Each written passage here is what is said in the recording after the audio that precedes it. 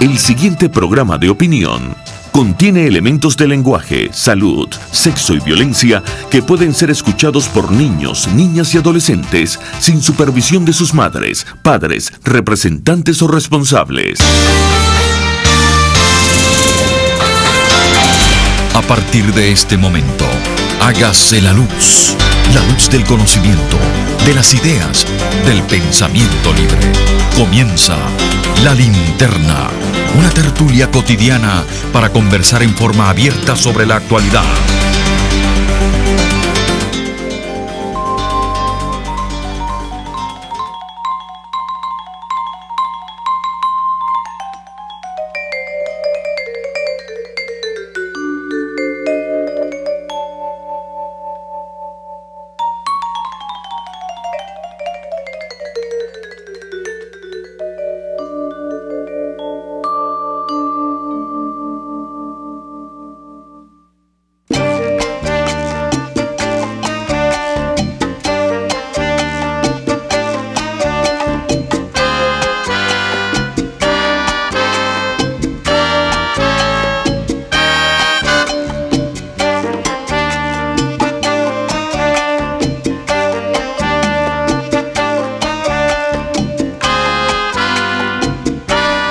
Muy buenas tardes, amigos, les habla Diego Bautista Urbanea del programa La Linterna.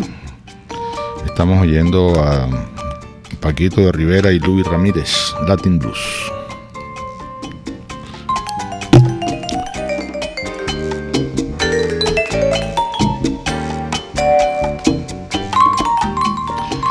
No es Latin Blues, es Latin Soul.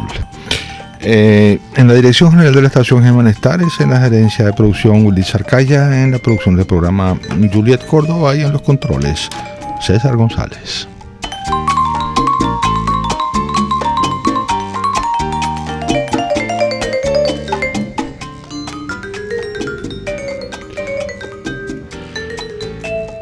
Transmisión por internet a través de rcr.tv.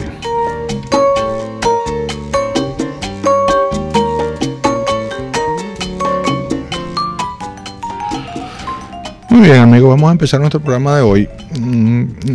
Ayer tocamos el tema de los venezolanos en el exterior, sobre todo pues a raíz de haber visto muchos en Buenos Aires, y les di pues unas pinceladas sobre la impresión que traje y la impresión que oí que tienen los argentinos de los venezolanos allá y cómo se los ve y cómo los vi yo pues en la calle. Ahora, a esas pinceladas le faltarán algunos toques que quería añadir hoy. Primero, que bueno, en mi caso personal, para mí es muy triste cada vez que oigo que un venezolano se va, ¿no? Aunque en lo personal esa persona, ese individuo, esa muchacha o ese muchacho vayan a una ciudad donde van a vivir, aunque siempre apretados, siempre con trabajos precarios, siempre con trabajos pues con unas remuneraciones bajas, más bien, van a vivir más tranquilos, van a disfrutar de una ciudad que está en muchísimas mejores condiciones. Puede ser Buenos Aires, puede ser Lima, puede ser Santiago, puede ser Bogotá, puede ser México, puede ser Madrid, la que ustedes quieran. Mucho mejor que lo que estamos viviendo en lo que fue hace no sé tanto tiempo una ciudad deliciosa como era Caracas, y que así la recuerdan, por cierto, saben, los argentinos con los que uno habla, cuando hablan de lo que hayan conocido a Caracas hace 20 años, 30 años, la recuerdan como, y a Venezuela, como una ciudad estupenda y gratísima. Así la recuerdan todos, por cierto. Es una cosa que no dije ayer. Bueno, a pesar de pues que individualmente esas personas van a estar viendo una vida personal más agradable, más tranquila, más segura, todo lo que ustedes quieran, sin embargo, bueno, creo que en principio yo creo que hay que quedarse aquí y pelear y resistir y aguantar y oponernos, ¿no? Y esperar pues seguir apostando al país aquí. Pero bueno, eso es una decisión de cada quien y en eso uno no se puede meter. Pero sí, siento que muchos de los venezolanos que vi yo, aún con la forma pues grata que uno los ve por la calle, también tienen un horizonte muy de corto plazo, y yo me pregunto, por ejemplo, había un muchacho que conocí que estaba atendiendo un kiosco. ¿Usted cuánto tiempo tienes aquí? Bueno, siempre uno establece, bueno, mis preguntas de entrada siempre son de qué equipo eres, y de Magallanes, Caracas, La Guaira. Siempre por ahí empiezo por establecer la conversación y la camaradería y todo eso. Este era Tiburón, por cierto. Me dice, bueno, tengo 1 año y medio aquí. Entonces uno dice, bueno, 1 año y medio trabajando en un kiosco en Buenos Aires a las altísimas horas de la noche tampoco es la idea, ¿no? Para un hombre joven. Y bueno, uno se pregunta, bueno, ¿y este trabajo le permite a esta persona salir de esta situación, reunir dinero, agruparse con otros para crear una pequeña empresa? ¿Eso es fácil allá? Uno no lo sabe. ¿Cuáles son las restricciones para ese tipo de cosas? Bueno, entonces la pincelada pues tiene otros tonos también que hay que añadir. Y por último, un venezolano que me encontré que ya había decidido regresar, me dijo que se regresaba hacia agosto. Bueno, que las cosas no le habían salido. Estaba trabajando de mesonero en un restaurante, las cosas no le habían salido como él pensaba, era un profesional, había buscado, y me dijo, bueno, mira, para sobrevivir aquí estoy sobreviviendo. Para sobrevivir aquí, prefiero sobrevivir en Caracas, con mi familia, con mis amigos, con mi gente, pues. Entonces he decidido regresarme, y me dijo algo que me pareció importante. Yo lo respaldé en su decisión, ya la había tomado. Me dijo, todo el mundo me dice aquí, los venezolanos y los argentinos amigos míos, que estoy haciendo un disparate, que qué locura es esa de regresarme a ese país, etcétera. Pero bueno, ya yo tomé mi decisión, y además me dijo, yo tengo una deuda. Yo tengo una deuda que quiero ver cómo hago para pagarla, porque yo voté por esta gente. Se refería pues a quienes están al mando en el poder en este momento. No sé si a Maduro lo votó, pero en todo caso a Chávez, pues. Entonces me dijo, yo voté por esta gente, y yo siento que yo tengo una deuda, que bueno, por lo menos quiero ver cómo hago para ayudar a saldarla. Me pareció importante como postura ética, ¿no? Bueno, otro tema que quería comentar es como completando pues también a pinceladas como estoy viendo la situación del país. Si uno ve pues, si uno se imagina el cambio político como una mesa, ¿no? Tienen que estar sostenidas por unas patas. Bueno, varias de esas patas están, pues. Está la comunidad internacional apoyando el cambio democrático en Venezuela, sin ninguna duda. Europa, Estados Unidos, Norteamérica, América del Sur en su gran mayoría, los países más importantes de América del Sur desde luego. Está la crisis económica cada vez más aguda, más dura. Está esa otra pata. Está una pata muy atemorizante, que es la decadencia absoluta del sector petrolero, una cosa realmente, ya se los comenté ayer, es una cosa realmente muy preocupante, porque bueno, de eso vivimos, como todos sabemos, y eso está en caída libre, realmente cada vez peor, fallas por todos lados de producción, de gerencia, la gente yéndose por carretadas, la gente llevándosela a las empresas extranjeras que vienen a buscar ese personal muy calificado, con muchísima experiencia. Todo el mundo lo sabe que Venezuela desarrolló una capacidad de personal especializado de primera calidad en ese área de la economía. Bueno, en todo caso, pues PDVSA en caída libre, la producción en caída libre. Cada vez que uno lee noticias cada vez más alarmantes, cada vez más preocupantes en cuanto a la producción, en cuanto a la venta, en cuanto a los mercados, en cuanto a la calidad del crudo que se vende. en fin, cuellos de botella por todos lados, y esa es otra pata que también está.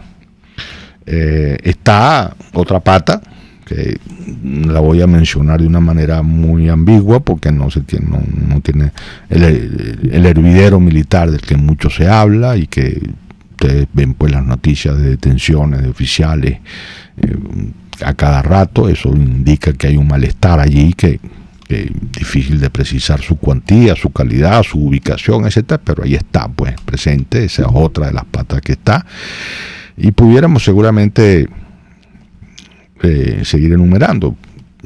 ¿Cuál pata falta? Bueno, yo la llamo la pata de un actor interno, ¿no? de un protagonista interno que pueda a un momento dado asumir una conducción política real hacia el cambio. Yo en este momento no sé exactamente, tengo conversaciones pendientes para enterarme mejor de cuál es la situación del sector político, de la oposición, de la resistencia a este gobierno, y mientras tanto pues yo creo que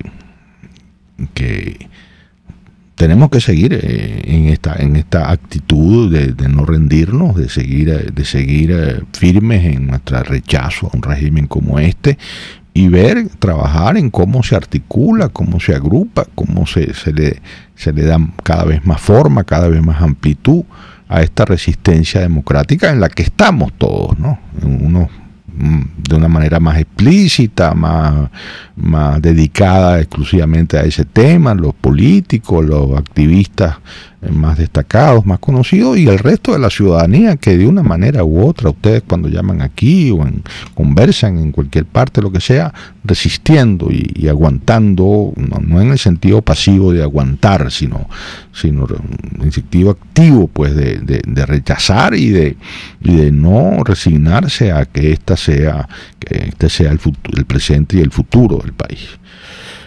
Y hasta completar pues esa otra pata que falta, ¿no? Y ya tengamos todo el juego completo de elementos que, bueno, de una manera u otra deben conducir a un cambio político en Venezuela. Entonces, ahí está la tarea, ¿no? La tarea de la ciudadanía, de la dirigencia, de las organizaciones de todo tipo del país, seguir aguantando, seguir resistiendo, seguir rechazando, seguir activos en el rechazo, en la protesta, en la resistencia, y en un trabajo permanente, constante, cotidiano, de ver cómo se va tejiendo, cómo se va articulando, cómo se va dándole cada vez más forma a esa resistencia masiva de la población venezolana, que está enfrentando a un gobierno cada vez más ruinoso, cada vez más minoritario, cada vez más incapaz de resolver el más mínimo problema de los enormes que tenemos, hasta que de una manera u otra se produzca el cambio político en Venezuela. Muy bien, vamos a una pausa para mensajes de publicidad, y al regreso recibimos sus llamadas por el 482-9750.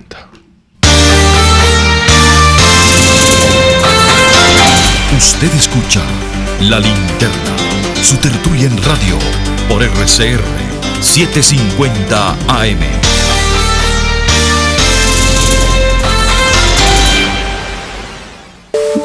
Winston Churchill, notable estadista y primer ministro británico durante la Segunda Guerra Mundial. Victoria a todo coste, victoria a pesar del terror, victoria aunque el camino sea largo y duro, porque sin victoria no hay supervivencia. La especialidad del restaurante Montana Grill es la carne en todas sus presentaciones y cortes, pero también encontrarás sopas, aves, pescado y más. Todo fresco, preparado al momento y sabroso.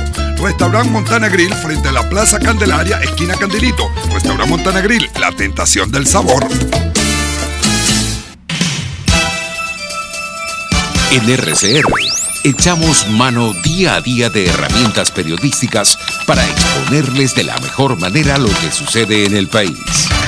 Hablamos de las grandes cosas, pero también de las pequeñas, de las que les pasan a usted. Presentando los conflictos, pero también las posibles soluciones.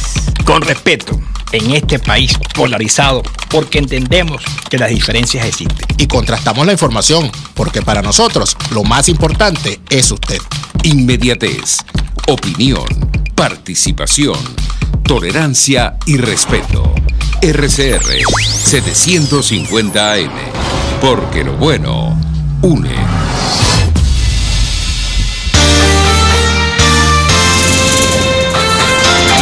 Una conversación abierta sobre la actualidad. Es La Linterna en RCR 750 AM.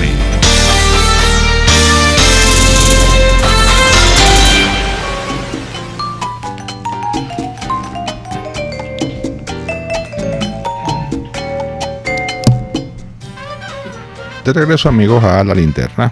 Aquí tenemos en línea. Buenas tardes. Sí, ¿que me habla? Le saludo Jorge Suárez, doctor. Hola, Jorge, ¿cómo estás?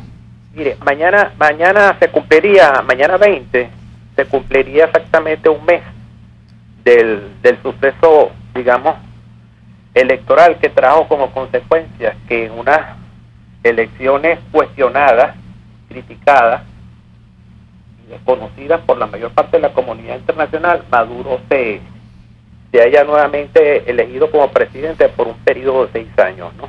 Ahora, en este lapso que usted estuvo ausente, doctor, se produjo un hecho que aquí dio lugar a mucha controversia, que es que la Asamblea Nacional Constituyente, en la cabeza de la señora Rodríguez, vamos a decirlo así, se apoyó o utilizó o se aprovechó de unos gobernadores de oposición para convertirlos en ganantes, vamos a decir así, de unas personas que fueron liberadas, sometidas a unas medidas de libertad condicional.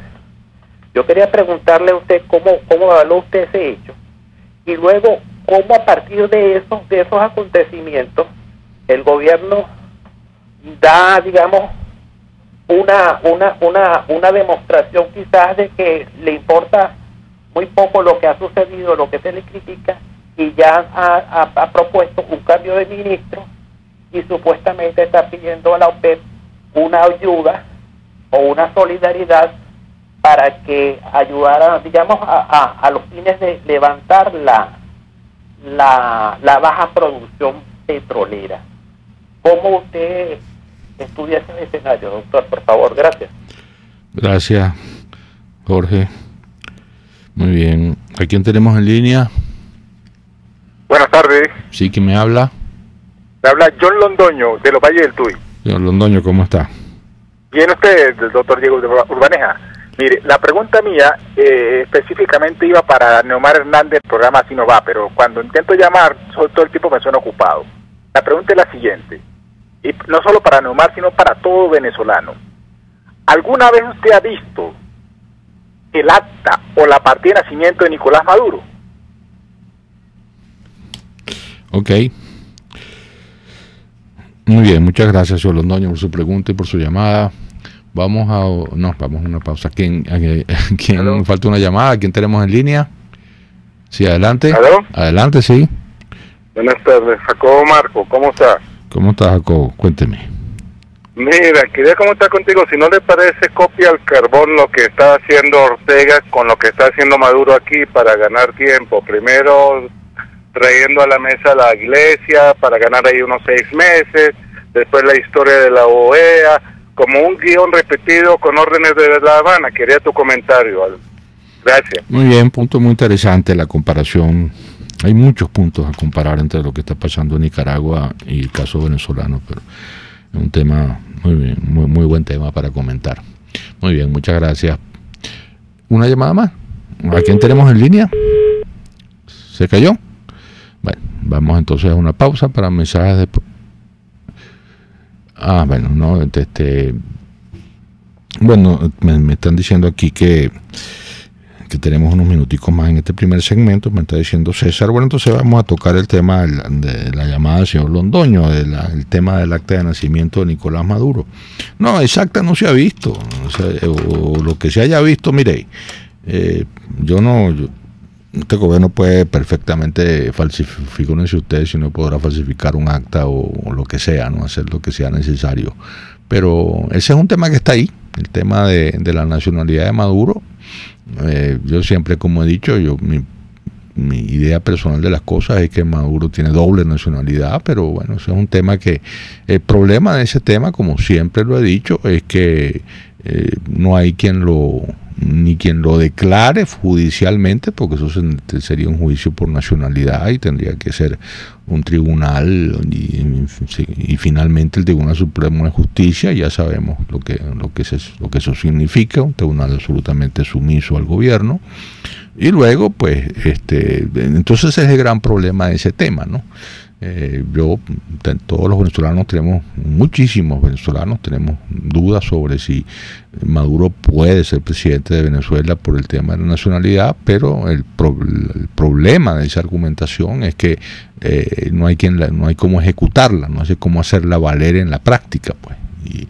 Y a mí me parece bien, como siempre lo he dicho, que ese tema se mantenga en la palestra y se recuerde que eso no ha sido aclarado, porque efectivamente nunca hemos visto un documento que nos convenza de que Maduro es venezolano, y solamente venezolano, y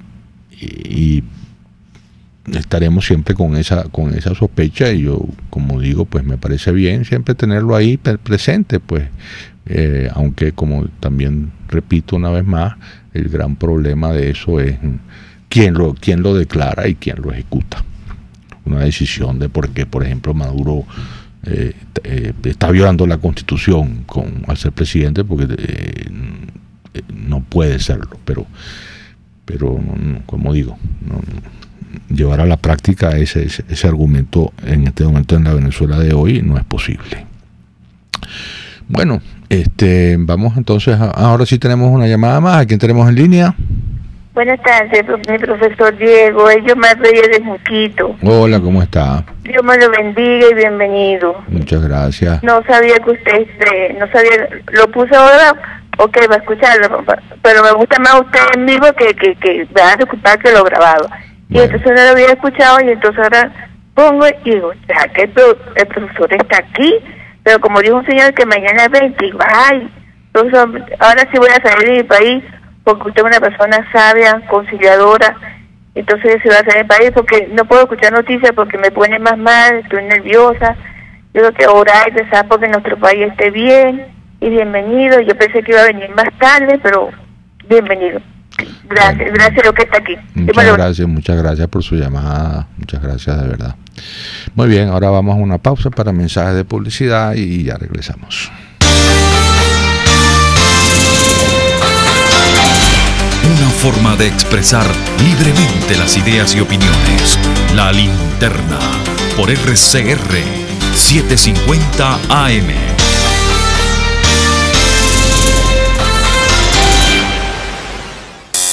El siguiente espacio educativo está dirigido a niños, niñas y adolescentes. Cultura ecológica para el mundo real. RCR presenta El Conuco de Prometeo, una producción nacional independiente de Carlos Peláez, certificado número 22388, para dar cumplimiento al artículo 14 de la Ley de Responsabilidad Social. Leí que en la isla de Cocos, en Costa Rica, identificaron 4 nuevas especies de ave que solo viven ahí. O sea que son aves endémicas. Una endemia no es como una epidemia, pero en un lugar muy pequeño. No exactamente. Una endemia, cuando se aplica a enfermedades, significa una enfermedad que es constante y localizada en una zona bien definida. O sea que endemismo no se refiere a una enfermedad, sino a algo que es local. Exactamente. Por ejemplo, en los tepuyes venezolanos hay especies endémicas de plantas. Solo se consiguen en los tepuyes venezolanos y a veces solo en uno de ellos. Bueno, un tepuy es como una isla, porque una isla en el mar es un pedazo de tierra rodeado de agua. Es decir, un lugar pequeño con unas condiciones particulares, pero rodeado de una gran extensión de otras condiciones. Exactamente, y los tepuyes son una pequeña extensión de tierras altas, frías, pobres, rodeada de enormes extensiones de selvas cálidas, bajas y ricas. En esas condiciones ocurren muchos endemismos. ¿Por qué en estas condiciones se producen especies endémicas? Por el aislamiento. Imagínate que a ti te sueltan con tu novia en una isla del Caribe completamente aislada y en la que solo viven otros animales y plantas. Después de muchas generaciones sin contactos con otros humanos, tus descendientes van a estar completamente adaptados a las condiciones de la isla. Bueno, yo creo que estaríamos adaptados, pero no seríamos una especie diferente. Al principio no, pero el hecho es que tus descendientes nunca van a poder salir de ahí y su evolución va a tomar una vía diferente a la gente del continente, determinada por las fuerzas ambientales de la isla. Después de millones de años se pueden convertir en una especie diferente. Por ejemplo, unos leos pero con aletas para pescar. O que sean capaces de alimentarse solo de agua de coco. No estaría mal. Entonces, lo que hace que las islas del mar o las islas de la tierra, como los tepuyes, sean tan biodiversos, es que han estado aislados durante millones de años. Eso es correcto. Me imagino que descubrir este fenómeno del endemismo, de esas especies que cuando se aíslan durante muchísimo tiempo se convierten en una especie diferente, hizo que nos preguntáramos muchas cosas. Bueno, eso fue exactamente lo que le pasó a Darwin cuando llegó a Galápagos. Cada nueva especie que descubrimos es una nueva lección. RCR presentó El Conuco de Prometeo, una producción nacional independiente de Carlos Peláez, certificado número 22388, para dar cumplimiento al artículo 14 de la Ley de Responsabilidad Social. RCR 750 AM, porque lo bueno une. En el restaurante El Budare de la India puedes saborear y deleitar las multisápidas arepas con el relleno que tú prefieras y un refrescante batido de frutas frescas. Ah, y de las sopas y hervidos, ni hablar. Avenida Páez, El Paraíso, frente a las quintas aéreas. Restaurante El Budare de la India. Deleita tu paladar. En la crisis se encuentran las oportunidades. Aquí en Sin Estrés se las mostramos con invitados especiales que nos regalan sus experiencias por una Venezuela mejor. Cada tarde, de lunes a viernes a las 3, desde el emprendimiento, la educación, la salud y el entretenimiento. Por nuestra calidad de vida se nos hace necesario tomar un respiro del agobio diario, dedicar unos minutos a la salud mental y emocional para vivir sin estrés. Sin Estrés, de lunes a viernes a las 3 de la tarde por RCR 750 AM y RCR.tv, la radio que se ve.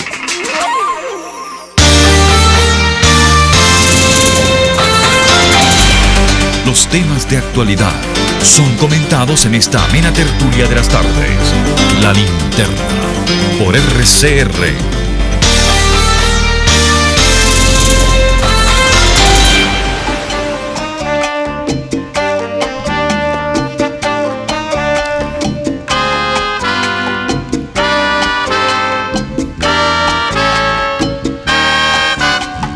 Muy bien, amigos, vamos de regreso a la linterna.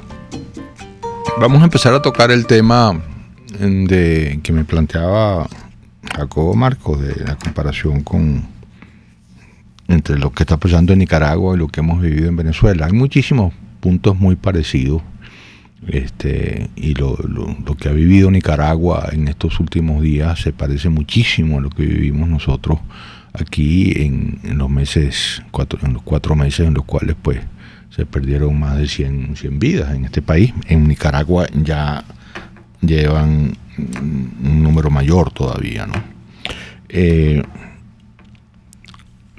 Algunas diferencias, entonces muy parecido el esquema, ¿no? Un gobierno muy autoritario, tremendamente represivo, con una pareja, en este caso Ortega y su mujer, absolutamente determinados a quedarse en el poder, cueste lo que cueste.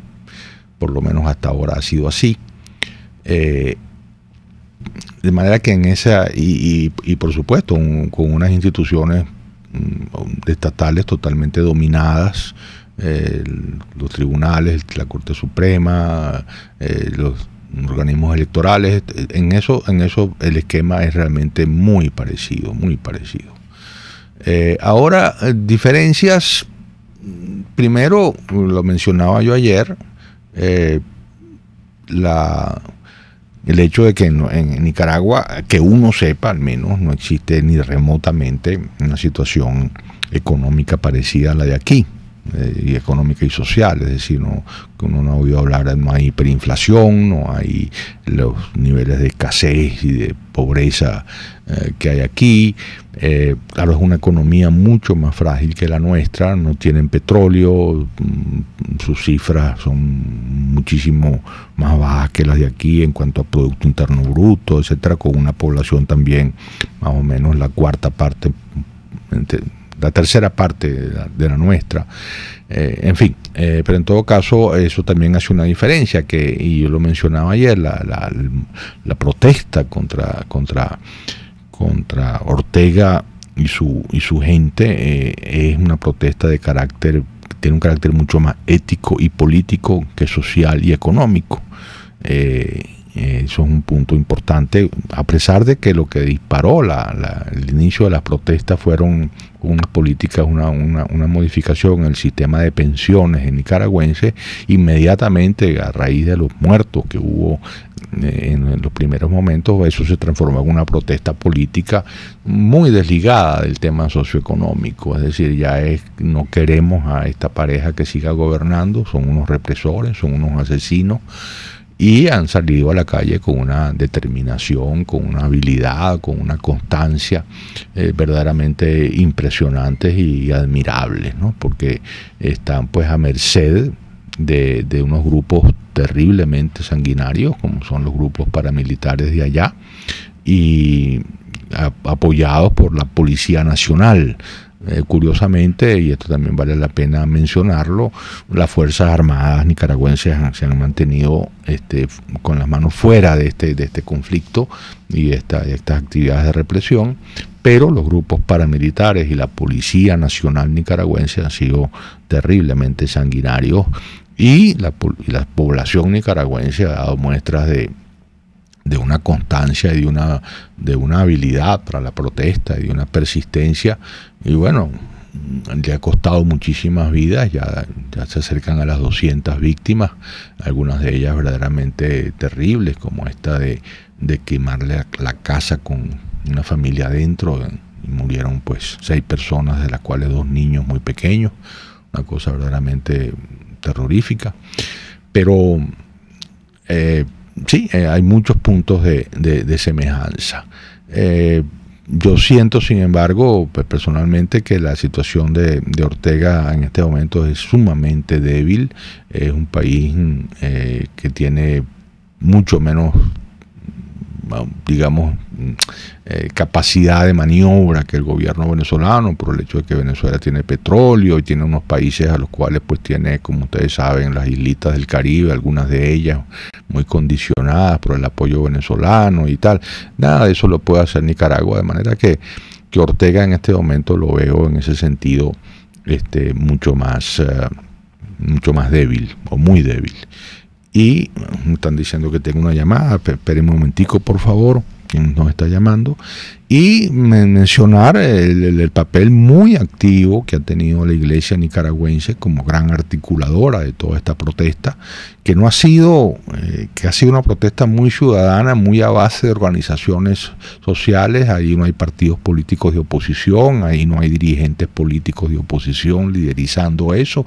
Eso es una cosa muy ciudadana, muy cívica, con la iglesia como gran protagonista de la organización de la resistencia y de la oposición al gobierno de Ortega.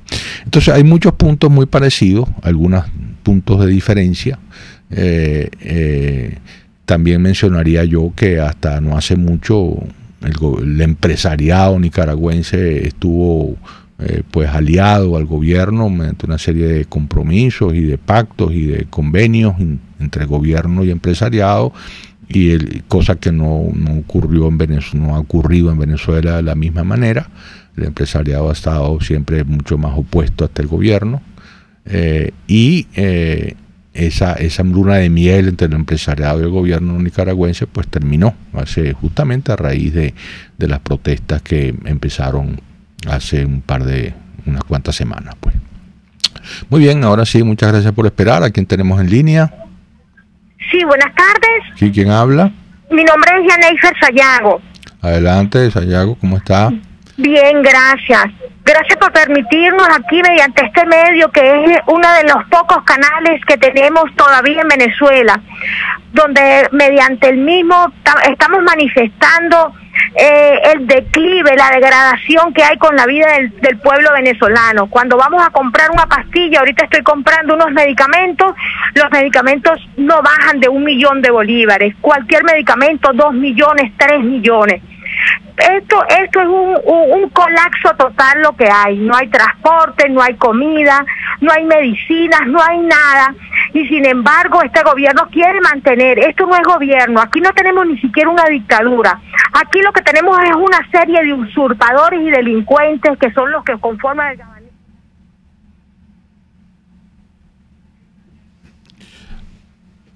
Muchas gracias, señorita Sayago, por su llamada. ¿A quién tenemos en línea?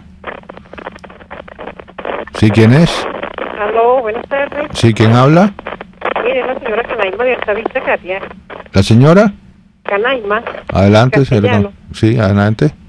Mire, yo quiero hacer una denuncia, doctor. Mire, con respecto a la venta de la caja del Flash, eso que en Yaracuy, municipio de La Trinidad, ahí esa alcaldesa está vendiendo la caja del Flash a 280 por transferencia y más 10.000 en efectivo.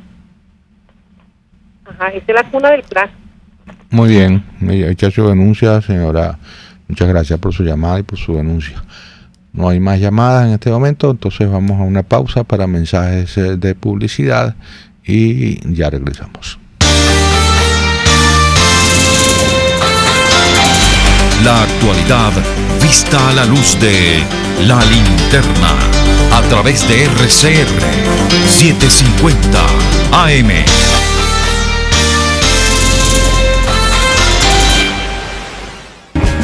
En el bar restaurante Lon Low puedes disfrutar lomito o langosta, pollo o el pescado como te gusta, una exquisita pasta al fileto o una suculenta hamburguesota. En Lon Low se dan cita los más exigentes comensales y tiene capacidad para 80 personas. Si eres el 81 no entras, no te quedes afuera. Acércate a la urbanización Santa Mónica, Avenida Teresa de la Parra, calle Rufino Blanco Fombona, pasando el centro comercial a la derecha. Bar restaurante Lon Low, poquito pero sabroso, pero sabroso.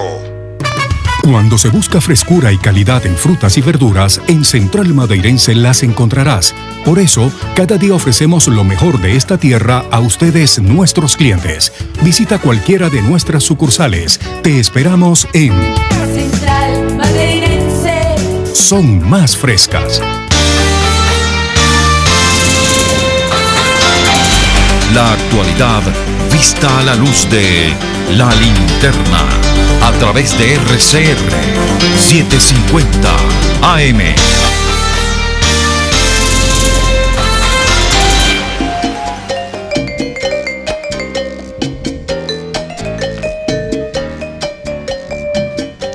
Muy bien, amigos, de regreso a La Linterna vamos a comentar algunas cosas que tenía pendientes aquí. Tengo la llamada de Jorge Suárez.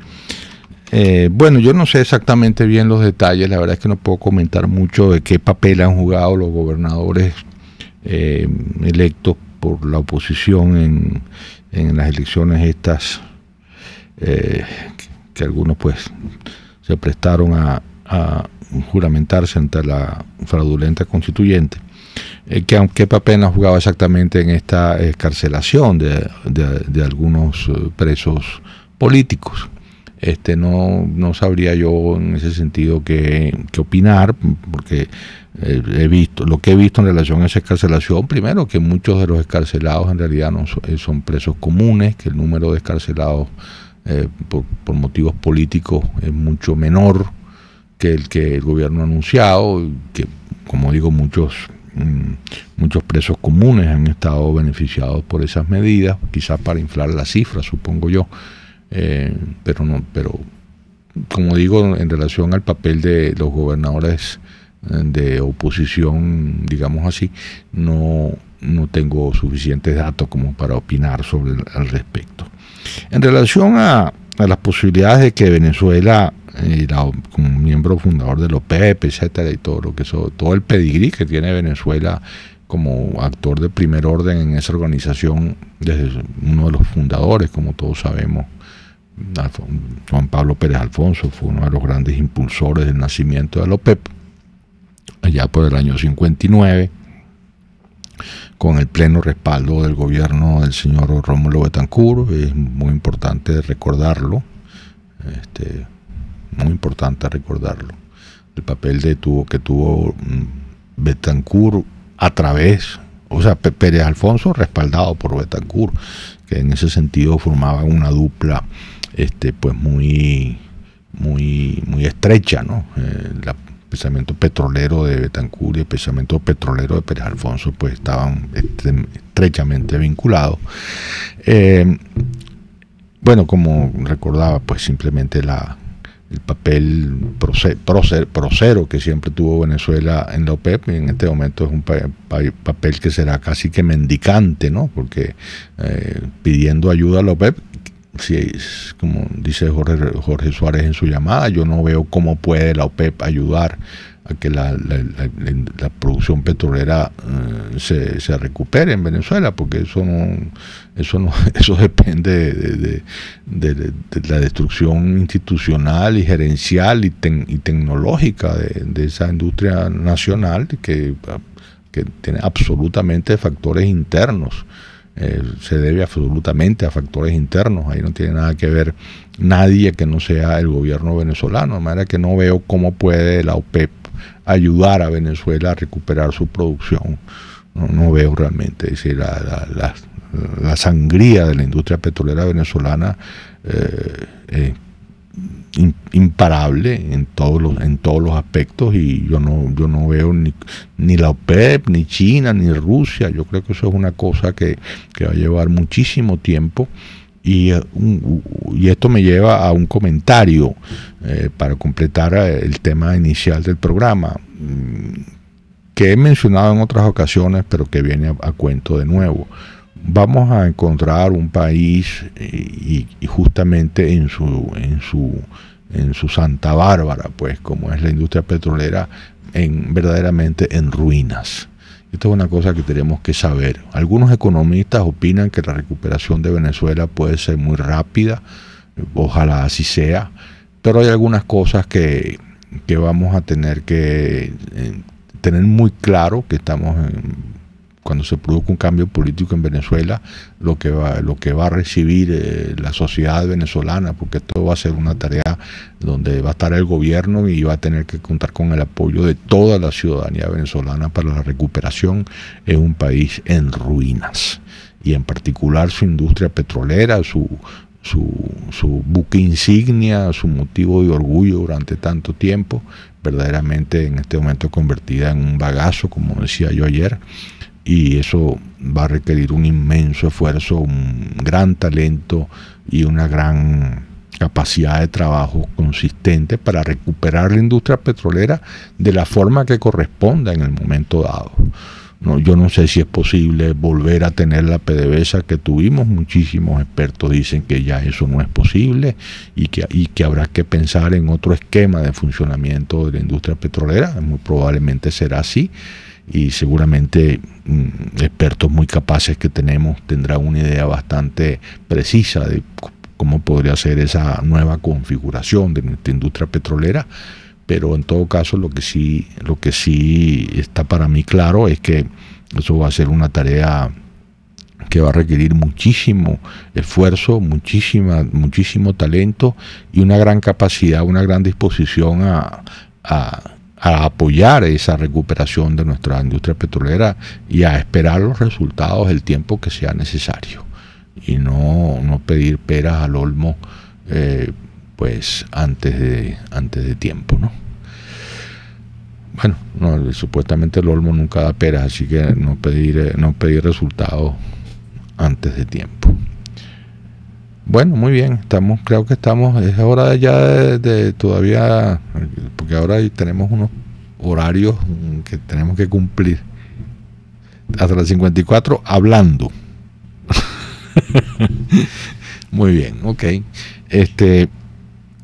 No, bueno, a mí el tema que a mí me me obsesiona en este momento es el plantear el principio del programa, así que no me resulta para nada inconveniente insistir sobre él, ¿no? Que es cómo construimos un actor interno capaz de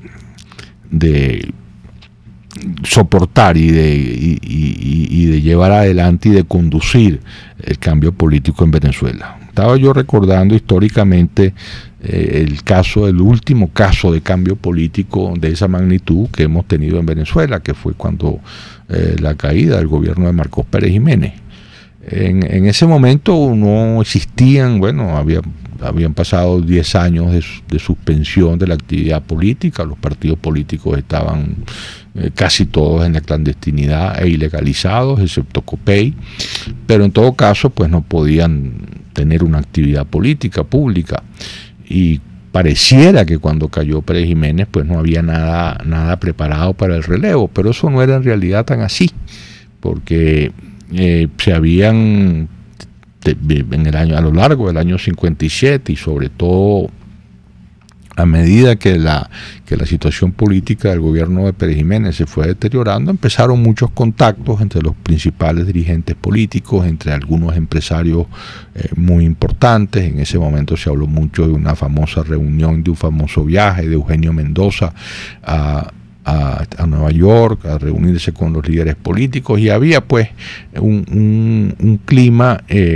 donde ya, aunque no existieran partidos políticos, aunque no existieran sindicatos, etcétera, etcétera, sin embargo, la salida de Marcos Pérez Jiménez del poder apareció el sujeto que condujo el año 58 al país, encabezado por el presidente de la Junta, Wolfgang Larrazábal, pero apoyado por el conjunto de fuerzas sociales y políticas que resurgían con mucha rapidez a la superficie. Movimientos de unificación sindical, regresaron los principales líderes políticos, los partidos políticos empezaron a retomar con mucha rapidez su actividad. Y sobre todo, y esto es muy importante resaltarlo, el país que existía cuando Marcos Pérez Jiménez dejó el poder no era ni remotamente un país en ruina.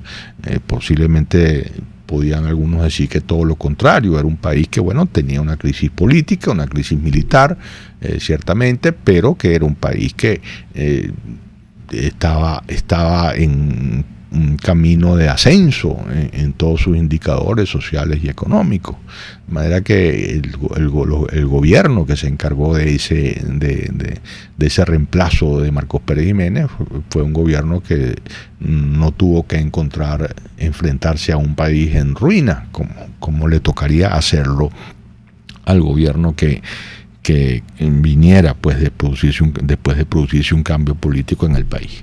Eso hace mucho más exigente la tarea de construir un actor interno que pueda realmente echarse al hombro, con el apoyo ciudadano, con el apoyo de toda la sociedad organizada, la reconstrucción de un país que está en este momento verdaderamente, y no me cansaré de repetirlo, en el suelo.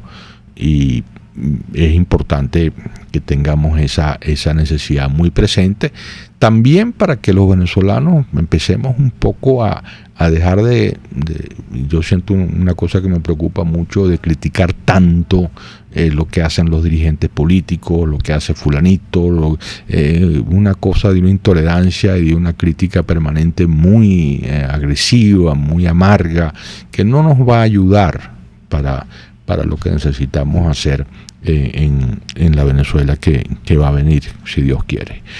Este es un tema que estoy tocando pues ya al final del programa. Seguramente me gustaría insistir sobre eso mañana, que es un rasgo que ha surgido en la oposición venezolana, intolerancia mutua, que tenemos que trabajar para poder construir lo que se necesita.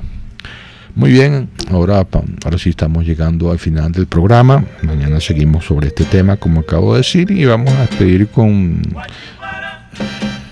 Guachiguara, como acaba de decir la pieza, con Paquito Rivera y Luis Ramírez.